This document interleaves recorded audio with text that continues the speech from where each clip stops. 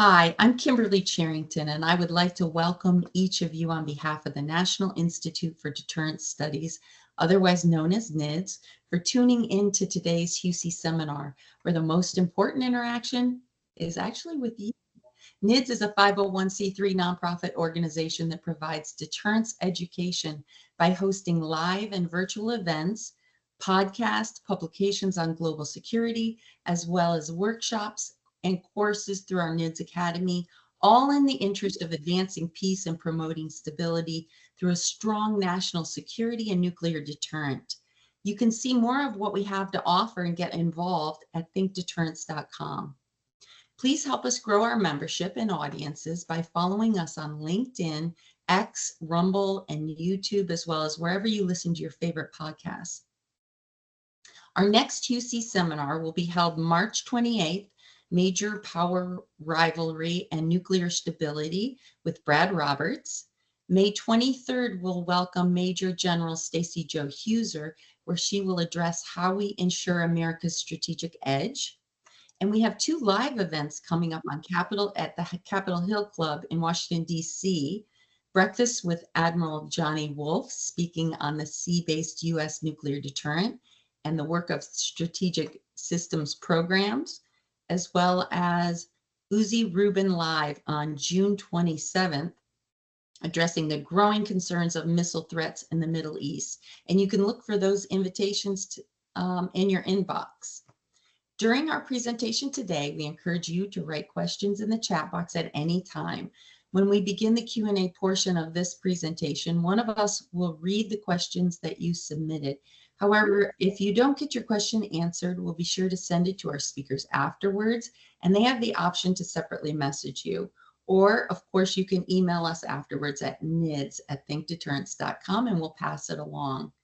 If you like a question that someone else posted, feel free to give it a thumbs up in the chat box so we can give those priority. I want to introduce our host for today's seminar, Mr. Peter Huessy, President and Senior Director of Strategic Deterrence Studies at Geostrategic Analysis and a Senior Fellow here at NIDS. Peter? Thank you, Kimberly, very much. Gordon Chang, welcome, and Rick Fisher, welcome. These two gentlemen are two of the finest analysts of Chinese, not just nuclear behavior, but what they're up to. And I want to predicate the show by reading you from something that Keith Payne's organization just put out yesterday. And that is from the archives about a study done by Team B in December 1976, which, if you take away the word Soviet and put in lieu thereof China, is what both Rick and Gordon are trying to address.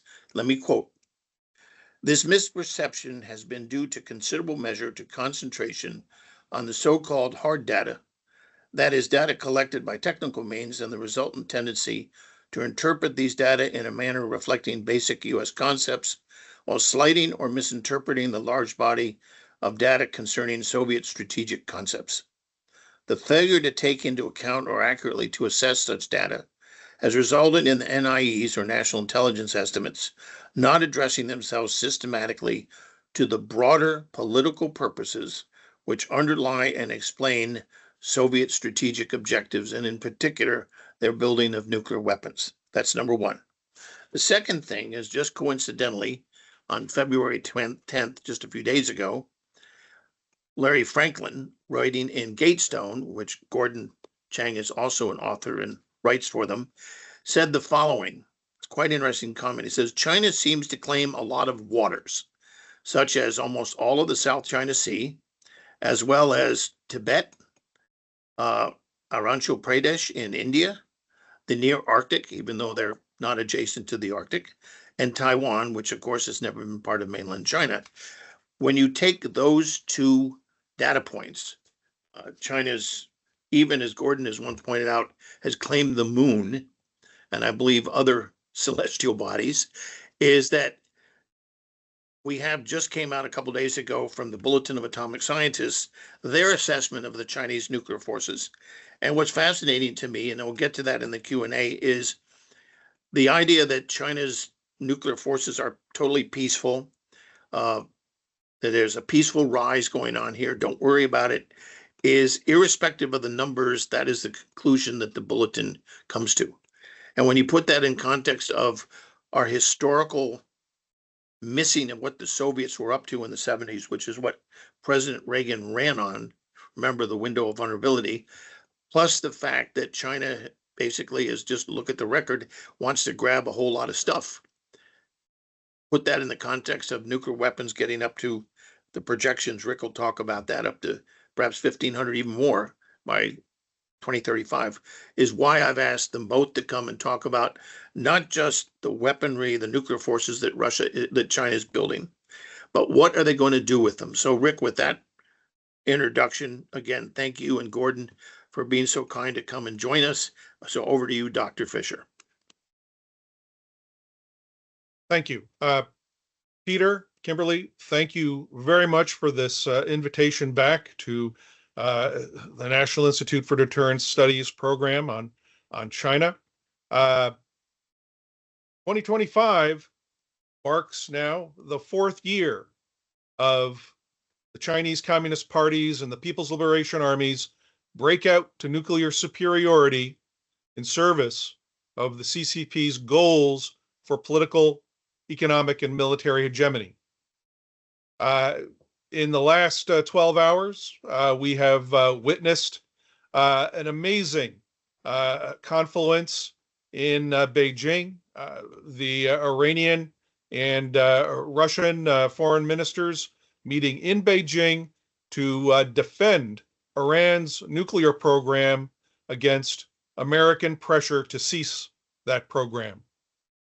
I'll touch on this cooperation between the axis of evil, China, Russia, Iran, and North Korea, all as it pertains to China's nuclear buildup.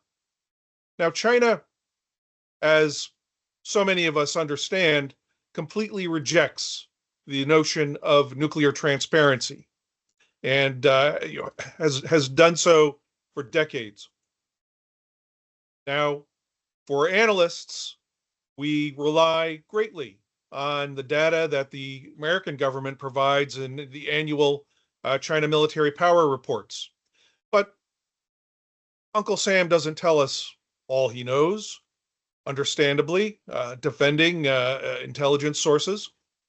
But in the latest CMPR report, late in 2024, the Department of Defense tells us that the PLA rocket force has 400 ICBMs. Gee, the same number as our Minuteman IIIs. Now, liberal think tanks like Federation of American Scientists, for all the good work that they do and how they participate in the debate here, tend to favor the lower official numbers and estimates issued by DOD, because that clearly emphasizes an agenda that they have. Others point to the good work of Mark Schneider, Chris Yao, Jim Howe, all contend that Chinese warhead and missile numbers may be much larger than official government numbers. And there are many good reasons why that is so, to include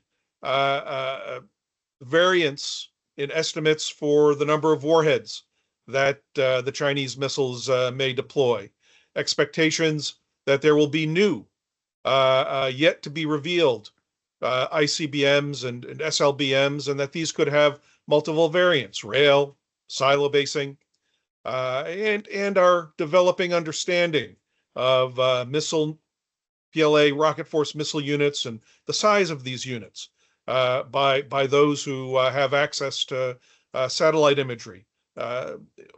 Very important supplement to our understanding. But there's also, in my mind, a great question about whether the PLA will practice reloading of its especially mobile ICBMs. Every other mobile solid fuel rocket in their order of battle employs reloading. Why not ICBMs? So the range of estimates that I provide in this slide for 2024 are of course the DIA U.S. government estimates for ICBM and SLBM warheads of about 500 currently. Federation of American Scientists just 2 days ago published their annual estimate of China's military and missile forces. They have a low estimate of 448. Dr. Christopher Yao with the National Security Research Institute has his estimate, a little over 500. And I come in at about Chris's number. Now we go to 2035, 10 years hence. There have been government estimates of 1,500. Chris has recently put forward the estimate of over 2,000. Very justifiable. My estimate that I'll get into in subsequent slides is much larger because I expect that the PLA will be introducing new systems and multiple variants of these systems. Now here's a slide about ICBM force trends, basically systems from the China Aerospace Science and Technology Corporation, CASC. Currently, China Military Power Report gives a number that now there are 400 Chinese ICBMs. I estimate that the warheads, based on estimated warheads per missile, can range between 480 and over 1,100. The CMPR tells us, adds a new footnote that there is now CSS-4 Mod 4 or DF-5C, DF-5 Charlie. Now, back in 2017, January 2017, Bill Gertz reported that this missile was tested with 10 warheads. How many DF-5 Charlies are there? Are they armed with 10 warheads? That accounts for much of the variance that I offer in 2035 warhead numbers that I estimate could well exceed 3,000 and even approach 6,000. Now, there are many that may view this as quite wild, quite excessive even. However, I would add that my personal record of predicting PLA growth is one of underestimation, and I'll leave it at that. We're not even considering how the burgeoning sector of Chinese reusable liquid space launch vehicles could also be mobilized to contribute to the ability to send both nuclear and non-nuclear warheads to the United States or targets around the world.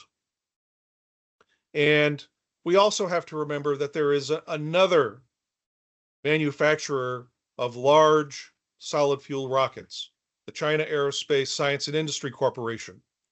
And they are currently using solid fuel space launch vehicles that are about the size of the Dongfeng 41. Adding that into production could greatly increase, quite rapidly, the number of ICBMs that the rocket force is able to employ. Here, I review estimates for SLBMs, submarine launched ballistic missiles. And this, of course, depends upon the number of nuclear-powered ballistic missile submarines that the PLA Navy is set to acquire. Recently, retired Indian Admiral Monty Khanna, I believe last October, produced an assessment in which he estimates that recent growth in the Bohai Yard nuclear submarine production facilities indicate to him that China is now able to produce 1.5 to 2 nuclear ballistic missile submarines per year. And I estimate that they could have possibly 14 SSBNs by 2035. Of course, that is all dependent upon expensive expansion of basing facilities and the such. But again, my estimates tend to be underestimates. But with that number of SSBNs and accounting for the next class of SSBN being a bit larger, the type 096, I estimate that by 2035 we could be looking at over 1,200 to over 1,800 SLBM warheads added to the number of ICBM warheads, all, of course, dependent upon the number of warheads that the JL3 or maybe JL4 SLBMs are able to carry. Chinese sources have indicated that the JL3 can carry 3 to 10 warheads. That's one number. Others may have their number, but that largely accounts for the variance that I offer. PLA now has a triad. It has possibly 150, maybe more, H6K, J, N medium bombers that still have a radius of about 3,000 kilometers. These bombers can all carry 6 land attack cruise missiles.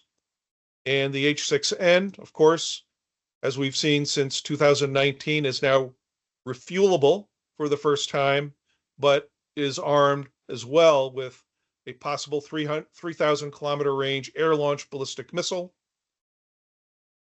and shorter range air-launched ballistic missiles are now employed by the People's Liberation Army Air Force. We have long been expecting that China's stealth bomber, called the H-20, to emerge.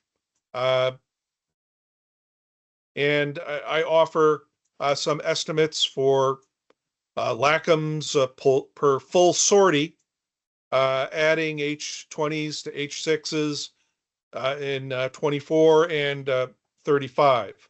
Aerial refueling is coming along, and when the C929 twin-engine wide-body commercial airliner starts flying, possibly by the end of the decade, I think we'll also be seeing boom-style refueling tankers in the PLA Air Force. And we also have to consider theater weapons.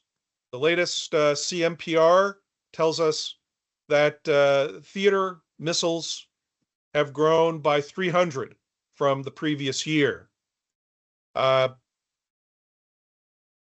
number now adds up to 3,100 IRBM, MRBM, SRBM, and ground-launched cruise missiles. To this, I have regularly added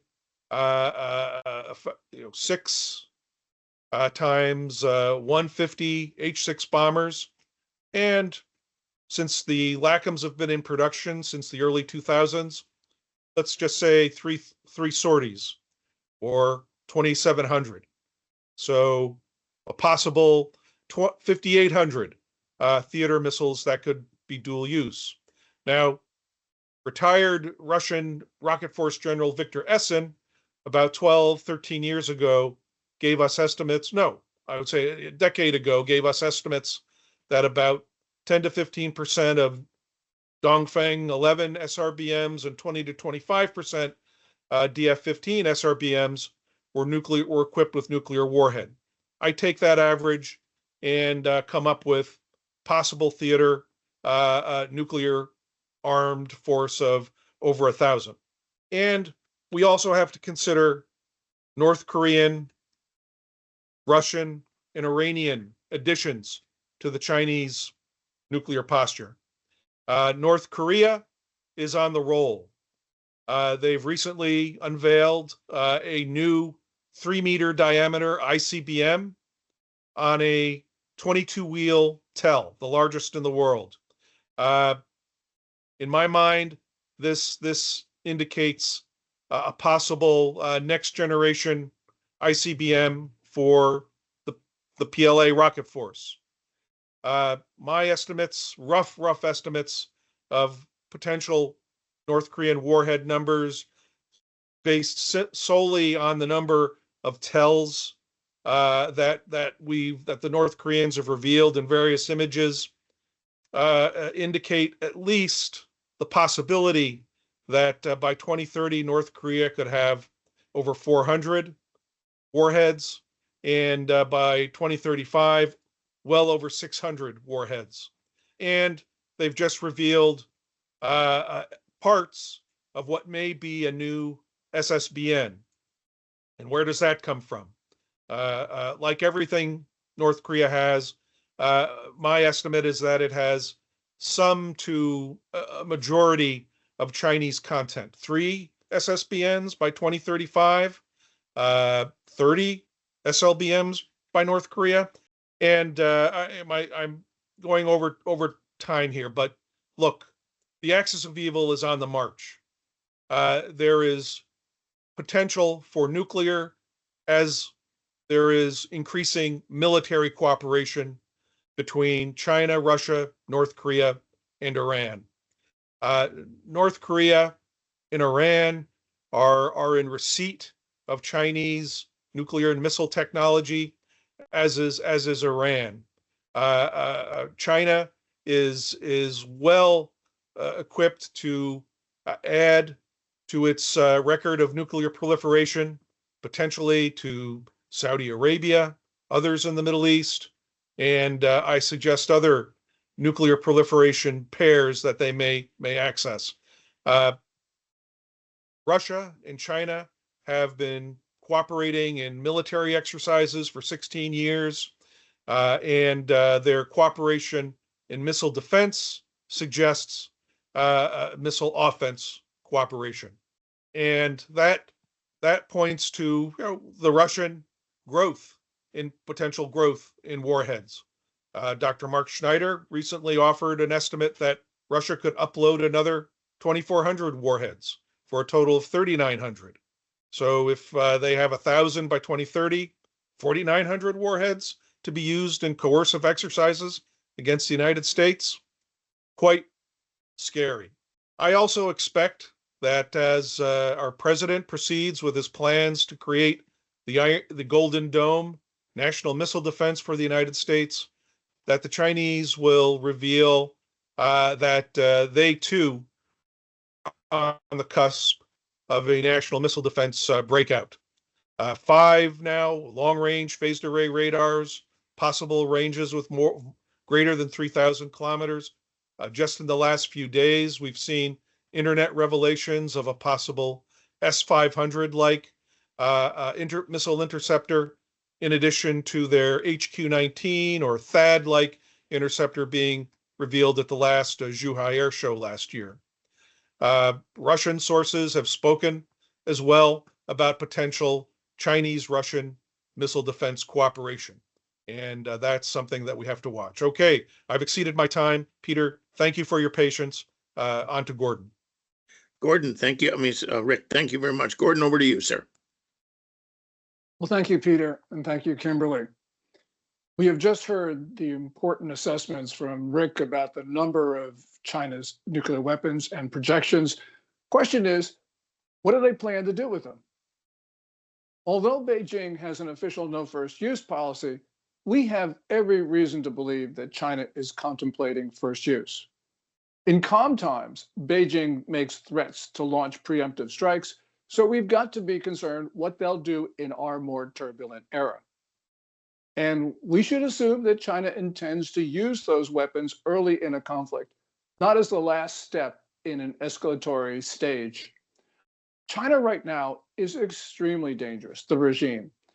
I think that we overestimate the stability of the Communist Party, and that means they can take us by surprise. Put that all together, it means that we could be approaching the most dangerous point in history. That's the summary. Let's get started. And today I'll go over 4 subjects. First of all, my comments on the size of China's arsenal. Second of all, China's preemptive threats, its threats to launch first. Third is going to be the internal dynamics of the Chinese regime. And fourth, China and Russia cooperation. On the first topic, there are a number of factors. One could look at, for instance, the size of the Chinese military budget as announced at the National People's Congress last week. And we could say, well, maybe this is an overestimation. There are, of course, a Chinese economy that is growing at a much smaller, a slower pace, and maybe it's not even growing at all. And of course, if these numbers are correct, all of this is unsustainable. But on the other side of the ledger, we got to remember, as Peter said, Xi Jinping intends to annex the world. That's not control, that's not dominate, that's not to exert hegemony over, that's annex the world. And of course, the near parts of the solar system. Since 2017, Chinese officials in public have been talking about the moon and Mars as sovereign Chinese territory. If you're Xi Jinping and you want to accomplish those goals, you need a big arsenal. And I think that despite the problems in the Chinese economy and the other problems in the Chinese political system, that he intends to have that larger arsenal. So my guess, and it's only a guess, is that the Pentagon estimates of our 2035 of 1,500 weapons is an underestimation. And I believe that Rick's numbers are going to be correct. Second, China's preemptive threats. You know, there's nothing like a nuclear weapon to scare the hell out of everybody. And that's what China's been doing. So for instance, in July and September of 2021, China threatened to nuke Japan over its expressed support for Taiwan. And it even threatened to incinerate Australia because Australia was planning to join AUKUS, the partnership among Australia, UK, and the US. In March of 2022, China's defense ministry threatened, quote unquote, worst consequences for any country helping Taiwan to defend itself. And periodically, we have heard China's threats to use nukes. These took an especially ominous tone in October 2013. In that month, the main platforms of the Chinese central government and the Communist Party's media outlets, People's Daily, China Central Television, PLA Daily, among others, carried identical stories about how Chinese submarines could launch ballistic missiles tipped with nuclear weapons and kill tens of millions of Americans. Now, the Chinese were kind enough to tell us which cities they intended to destroy. So for instance, Seattle, San Francisco, Los Angeles, San Diego, Boston, New York, Philadelphia, Baltimore, Portland in Maine, and the Navy towns of Annapolis and Norfolk. Don't think about moving to Chicago because these news reports said that windborne radiation would kill residents of the Windy City. This threat, it was more than a decade old. Why do we talk about it now? Well, first of all, these stories were identical. They were carried across all the main media outlets in China. This was the work not of rogue journalists, but of the Politburo Standing Committee. And the reason why these are especially important is that these news stories were carried just after Xi Jinping became Communist Party General Secretary and President of the country. So yes, I believe that these stories actually reflect Xi Jinping's thinking. Third thing, let's talk about what's going on in the Chinese regime. China right now is going through a series of simultaneous crises. There's the economy, as I just talked about, plunging property prices, continuing debt defaults, falling currency, accelerating capital flight, deteriorating environment, failing local governments. Xi Jinping, who reveres Mao Zedong, is more or less a Maoist, and he's taking the country in the wrong direction fast. And so there are no solutions in sight to China's problems. And essentially what we have right now is a weak China, is a dangerous China. I think that China's paramount leader must be seeing a closing window of opportunity, which means that he has an incentive to strike at us fast. And the reason is not so much to rally the Chinese people. The Chinese people do not want war. And I believe that Xi Jinping knows that war would be extremely unpopular. But I think that Xi Jinping believes that war would prevent other senior Communist Party figures from deposing him. And so we should take a peek inside the Communist Party right now. When Xi Jinping became General Secretary in November 2012, he inherited a consensual political system. In other words, one where nobody got too much credit or too much blame because every decision was shared across the Politburo and the Politburo Standing Committee. But when Xi Jinping grabbed power from everybody else, he ended up with total or near total accountability. In other words, he's got nobody else to blame. And to make matters worse, Xi inherited a political system where the penalty for failure was pretty minimal. But Xi Jinping has raised the cost of losing political struggles by jailing opponents, stripping them of their assets, and perhaps most importantly, he's been going hard after their families. This means that Xi Jinping, who's now being blamed for everything, I believe has a very low threshold of risk. And what this means is that he could do things that could take us by surprise. He could do things that take us by surprise, because remember, even if we believe that China launching a war against somebody would only have a 10% chance of success, we would say, no, China's leader would never do that. Well, if China's leader believed that he has a 0% chance of living if he doesn't do anything, then 10% looks pretty good.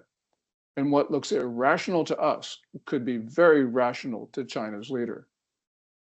Because Xi Jinping has been closing off the Chinese political system, we have less and less visibility in it, which means we know less, we speculate more. But that means we have to start considering some pretty awful outcomes. What we are seeing, of course, is turmoil at the top of the military. Especially since the middle of 2003, there have been perhaps dozens of purges and at least one suicide of senior rocket force officers, the branch of the Chinese military that controls almost all the country's nuclear weapons. Now, this turmoil, we've seen a number of defense ministers being sacked, and as of the last week or so, we've seen something like a half dozen senior officers disappear. And that includes the possible number 2 uniformed officer, General He Weidong, who was reported last couple days to have been taken away. That is rumor, it's not been confirmed, but it is consistent with what we have been hearing throughout the Chinese military. And that means a military in turmoil. But we also know one other thing. This is a military that does not particularly like Xi Jinping. And here we look at what has been appearing recently in PLA propaganda organs, all of these praises of collective leadership, quote unquote, which is a direct slap and a direct challenge to China's leader. So we don't know what Xi Jinping will do. He's got to deal with this turmoil, and we have little visibility as to what is occurring there. China and Russia cooperation, fourth topic. As we just heard from Peter and Rick, we have a lot of deepening cooperation among China, Russia, North Korea, and Iran. These militaries, they practice together all the time, as they just did in a high-profile exercise in the Gulf of Oman. I believe, and here I'm just speculating, but I believe that if Xi Jinping decides he wants to go to war in East Asia, he's going to call up his good friend Vladimir Putin, who I believe will not be able to say no. And I believe that because Xi Jinping has been keeping Putin in the war in Ukraine with elevated commodity purchases, weapons supply, across the board support. A few years ago, General Zhu Hongyu, who was once dean of the National War College in China, but he's also the one who famously or infamously in 2005 told the Wall Street Journal that China was prepared to destroy Los Angeles if the United States were to come to the aid of Taiwan. General Zhu actually wrote something where he said, look, if China and Russia combined their arsenals, which he said was a real possibility, then they would be an invincible team. So obviously they are thinking of working and fighting together. And as Rick says, if you got China and Russia together, you got to think North Korea and also then Iran as well. So one final note. Almost everybody assumes that the most dangerous moment in history was either 1961 or 1962, the Checkpoint Charlie crisis in Berlin or the Cuban Missile Crisis in the following year. That's not true. It's not true because we now know from the archives that neither Kennedy nor Khrushchev were willing to use their most destructive weapons. We do not know that about Xi Jinping. We don't know that about Vladimir Putin. And we don't know that about Kim Jong-un. So we have a situation where Xi Jinping, we can say a number of things. One thing we can't say is we can't say he's already made the decision to go to war. But there's something that we do know 100%. 100% we know that Xi Jinping has made the decision to risk war. We know that because he is risking war. And by the way, he's risking war with US treaty allies, which means he has already made the decision that he is prepared to go to war with the United States. Let me put this a little less politely. He has already made the decision to kill Americans. Xi Jinping is a man of great ambition. He's also a man of great malice. We know that in December 2019 and in the following month, he made a decision that once coronavirus had spread into the central part of his country, he made the decision by lying and by other things, he's lying about contagiousness and other things, he made a decision to deliberately spread coronavirus beyond China's borders. That's 7 million people killed, including 1.2 million Americans. So he does have the will to murder. And so therefore, there's one question we should ask. What happens when a militant aggressor like Xi Jinping is the head of a regime that is tearing itself apart? The answer is, we're going to soon find out. Thanks very much. Well, Rick, thank you. Gordon, thank you very much for those the warning that you're giving us. I agree. I'm with you on that. Let me ask you both a question. Recent reports on the Chinese nuclear capability, Rick, this goes to you first, is that they don't have the ability to enrich enough nuclear fuel and enrich enough uranium or reprocessed plutonium to make the kind of warheads needed to reach the numbers you talk about. That's my question to you, Gordon. To what extent are the Chinese claims to territory, South China Sea, even the moon, as you have pointed out, they really seriously have said the moon's ours, is how much of this is just chest thumping and how much is it real? Let's start with Rick. Thank you, Peter. Yeah. The lower estimates for future warheads offered by US government sources would suggest some confidence on our side in the ability of China to produce enough fissile material at least to reach those numbers. As regards the much higher warhead numbers that I offer, I'm basing that largely on what we could expect from the number of missiles and the number of warheads that they can carry. That is sort of the beginning of my assessment of where the order of battle is going. Now, we are also in receipt of accumulating information over the last 5 to 10 years that China is also building its capability to enrich uranium, produce plutonium, that its civilian sector will be used to expand plutonium production. And that's just in areas and facilities that we can see. I'm not sure that we understand how much of this potential capability is underground and has been underground for a long time. So that's how I'd answer the question, Peter. Okay, Gordon. Yes, Xi Jinping has been doing a lot of chest thumping recently, but he has deeply held and long expressed views.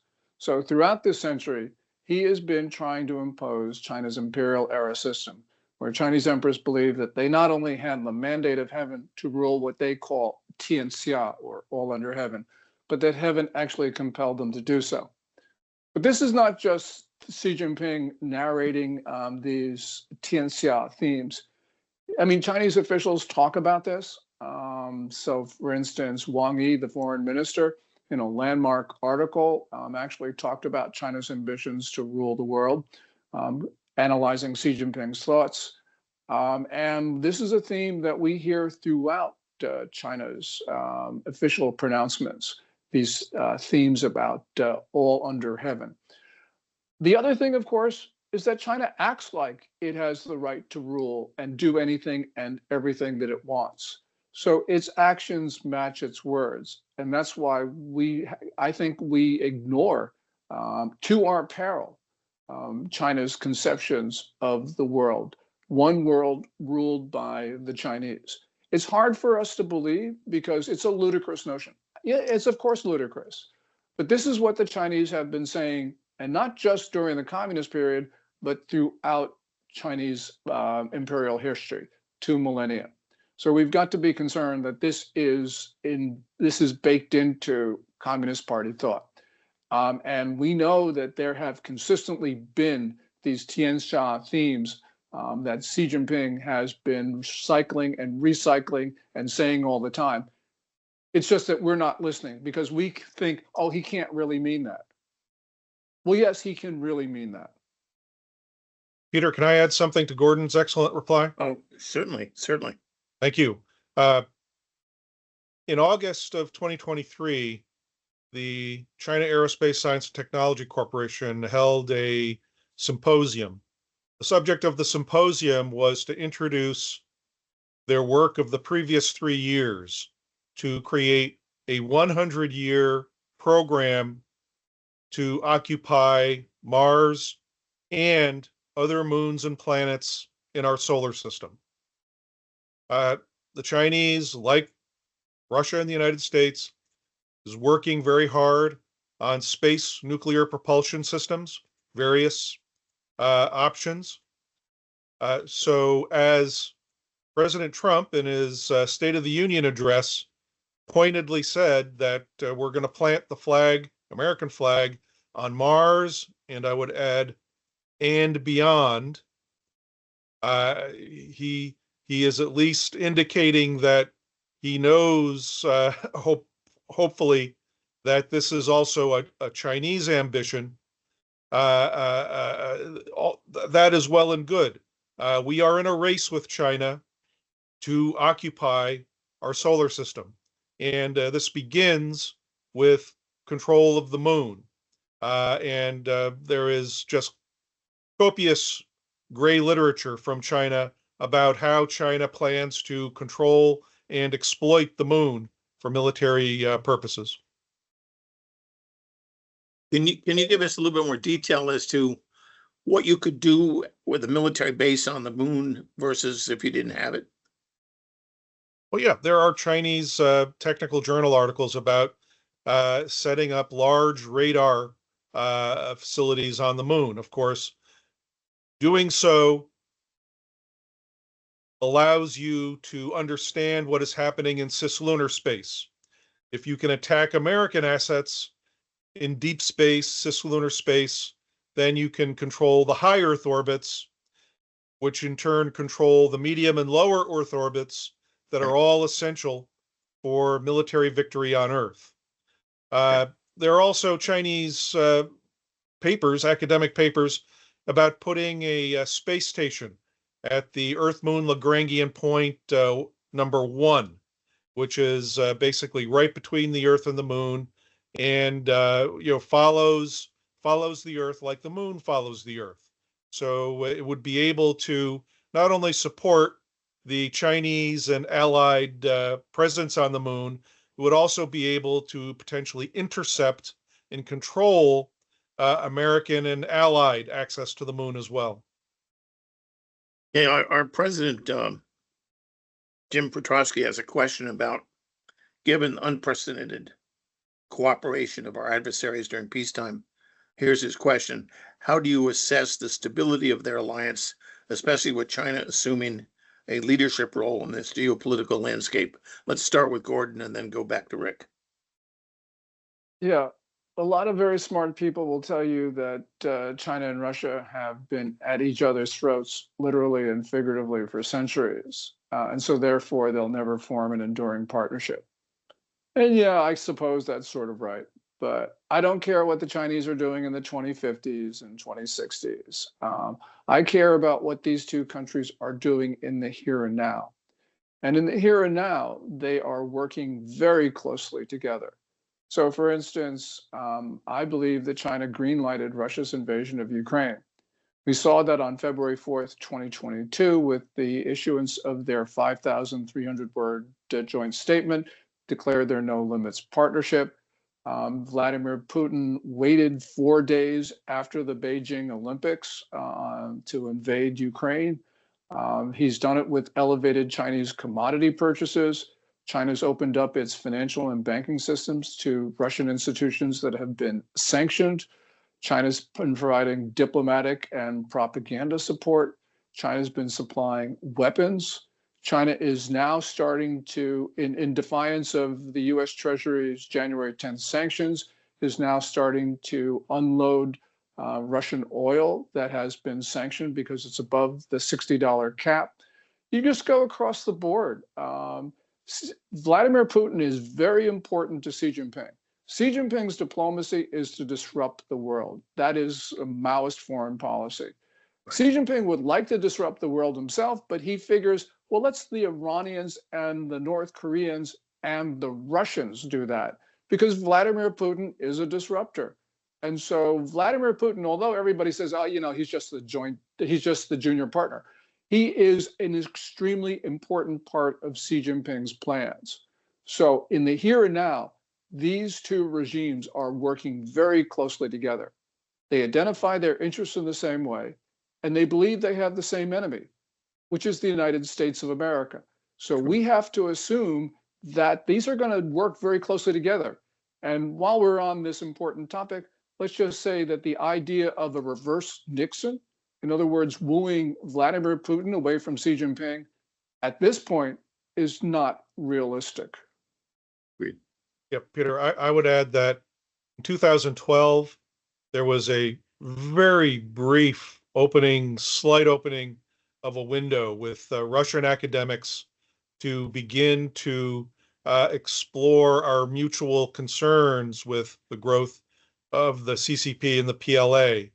And Putin personally shut that window violently with death threats. So it's continued. I view Putin and the Iranians and Kim Jong-un as viewing China as the future power, the future hegemon. The Chinese, we've said for 20, 30 years, we will not oppose the rise of China, and it has risen. It has become the dominant economic and political power globally, and now it is rushing to achieve dominant military power. And we are not yet in a position to even offer Russia, North Korea, Iran an alternate port to dock in. China is not threatening them just yet. In the future, of course, will be a different story.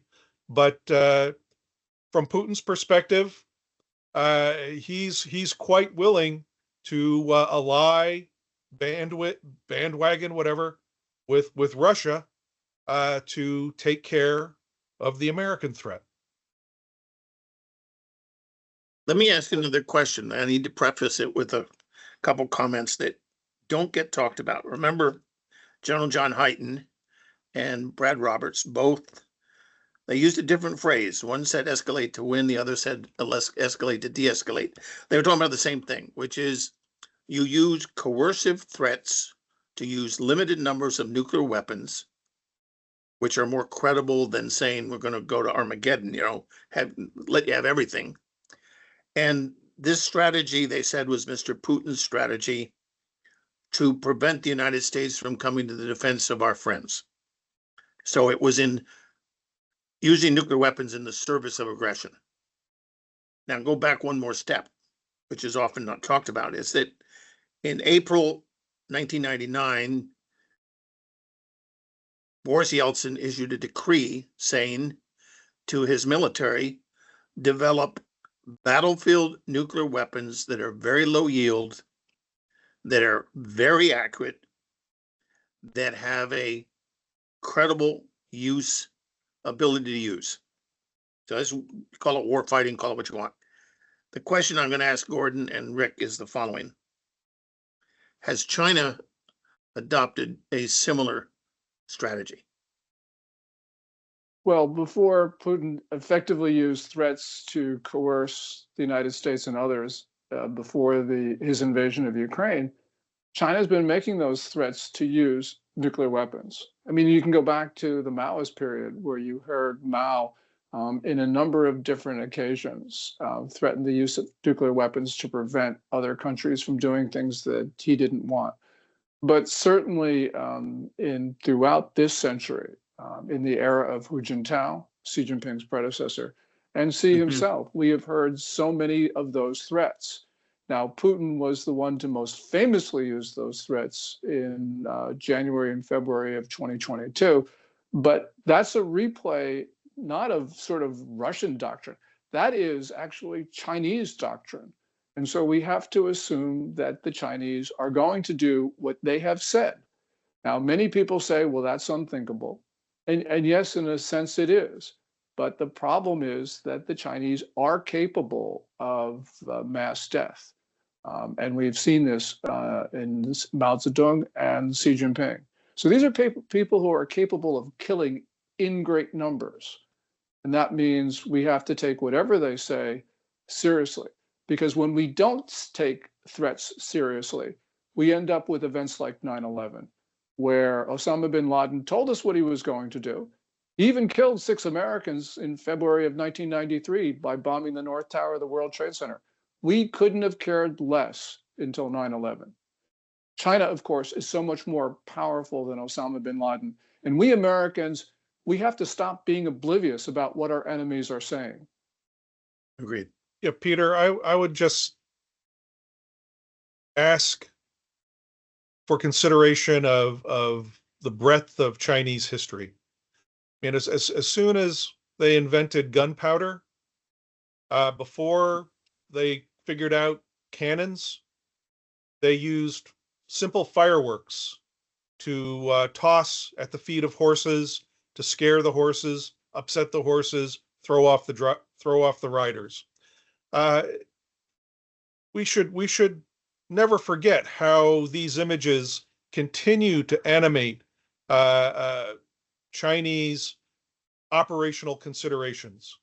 So yes, if we want to send 2 or 3 carrier battle groups off the coast of Iran to pressure talks about their nuclear program, I would fully expect that we may see an atmospheric, very low yield nuclear demonstration. We should expect similar demonstrations should we try to mount deterrent force exercises against North Korea, or to deter potential invasions of Taiwan. Yeah, I'm going to ask a question from the chat. There are 2 questions. One is, does the Indian arsenal have an impact on what China's building? Number 1. And an interesting question is, does China assume that South Korea and Japan will eventually get nuclear weapons, given the fact that the North is building a lot? And I think China originally thought maybe the US will keep Japan and South Korea from building weapons, but have they now figured out, I guess that won't hold? So there's 2 questions. One, what impact does India have? And do they kind of assume Japan and South Korea will both go nuclear? Well, it's interesting that in one of the last warnings offered by Biden administration officials in January is that Pakistan is now assessed to be seeking ICBMs, and most of Pakistan's missile kit is derived from CASIC, their long partner, and CASIC does have the ability to arm Pakistan with mobile ICBMs. Now, that is one potential Chinese response to the growing Indian nuclear arsenal. So yes, indeed, it certainly affects Chinese calculations, and the total deployment of much greater conventional force against India is consistent with the long-standing Chinese objective to contain, surround, and neutralize India, and prevent India from becoming an active ally in any sense with the United States. Now, as regards Japanese and South Korean proliferation, of course, the Americans have not made up their mind about this, and if they have, per previous administrations, they would be against it, and are well aware of the obstacles to both South Korea and Japan, or Australia for that matter, in going nuclear. But as Chinese aggression increases, as knowledge of the disparity of the regional nuclear balance sinks in with these electorates, as it apparently is in an advanced stage in South Korea, I fully expect that these governments, with their backs against the wall, facing the existential threats from China and North Korea, will have no option but to obtain their own nuclear deterrent, and that in turn will become the measure of American allied support for those allies. Japan and South Korea haven't developed the bomb because the United States has prevented them from doing so. And we've done that because we talk about our treaty network in the region. Trump doesn't believe in that treaty network, which presumably would mean that he would not stop Japan or South Korea from developing their own arsenals. As Rick said, if you have an existential threat, that's what you want to do. In South Korea, opinion polls that have been consistent over the last 3 years show that the majority of people in South Korea want to develop their own weapon. On South Korea, I actually don't think that China assumes that South Korea will go nuke, because South Korea right now is in the middle of a political crisis. And it is not inconceivable that within 2.5 months, South Korea will elect a pro-China, pro-North Korea, anti-Japan, anti-US communist. And if that's the case, with China's help, I think that they believe that they can control South Korea as a vassal. But if South Korea doesn't do that, then I think the Chinese probably pretty much assume that South Korea, one way or another, will get nuclear weapons. Japan's a different case. Japan is more politically stable. Japan has the nuclear taboo, of course. It would be much more difficult for a Japanese government to develop the world's most destructive weapons. But as Rick said, when you're faced with an existential threat, you can do so. And the Japanese, by the way, have enough plutonium for what, 4,000 warheads or so. So yes, the Japanese would do that if we abandon them. And remember, Trump about a week ago questioned the alliance with Japan. So basically now everything is on the table. Well, with that, ladies and gentlemen, we're a little after 11 o'clock. I want to thank Rick Fisher and Gordon Chang again for always an extraordinary bit of conversation. I want to thank our guests, in particular, some of who are from companies that have been sponsoring these seminars, particularly our friends from Lockheed Martin and Systems Planning and Analysis and Northrop Grumman, General Dynamics, and others. Thank you all for this. Just remember, on June 24th, we have a symposium in Louisiana with Louisiana State University System and in cooperation with Global Strike. That is June 24th on the LSUS campus. And we look forward to seeing you there. Our invitations have gone out. We can send any further invitation. We have room for over 200 people, and we look forward to that. So again, Gordon, Rick, thank you very much. Kimberly. Thank you. And thanks everyone for coming. Our next seminar is on March 28th, Major Power Rivalry and Nuclear Stability with Brad Roberts. We hope you can join us. And together, we know that we can advance peace and stability by evaluating deterrence practices and policies and affirm that a credible nuclear deterrent is at the bedrock for American national security. We here at NIDS, thank you all for coming.